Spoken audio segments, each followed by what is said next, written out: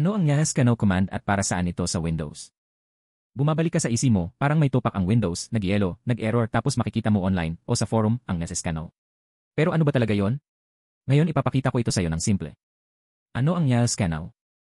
Ang IASI ay System File Checker o parang tagasuri ng mga file ng sistema. Ang command na scanno ay nagpapasuri sa Windows ng lahat ng protected system files para makita kung maayos pa ang mga ito.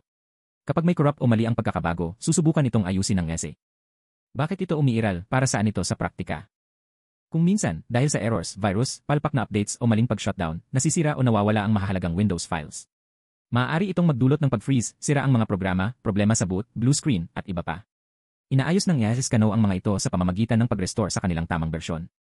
Kailan gagamitin? Mga palatandaan na dapat itong patakbuhin. Sulit patakbuhin ang Nyascano kapag hindi stable ang Windows, kusa nagsasara ang apps, may kakaibang errors, nagkaproblema pagkatapos ng update, o may hindi maipaliwanag na weird na kilos ng system. Mabuti rin itong gawin pagkatapos magtanggal ng virus o malware. Paano gamitin? Simpleng hakbang. 1. Buksan ang Start menu at i-type ang CLE. I-right-click ang command prompt at i-click ang Run as Administrator. 2. Sa black window, i-type ang Nyascano at pindutin ang Enter. 3. Hintayin matapos ang scan hanggang 100%. Huwag isara hanggat hindi tapos. 4. Magpapakita ang Windows ng resulta, maaaring walang makita, may ma-repair, o hindi ma-repair ang ilan. Mga posibleng resulta at kahulugan. Walang integrity violations, maayos ang lahat.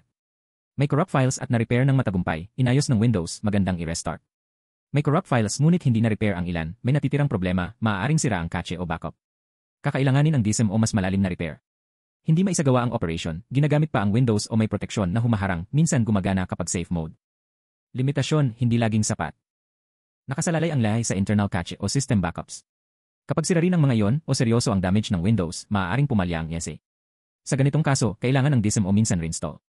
Dagdag na tip, gamitin kasama ng DSM kung kinakailangan.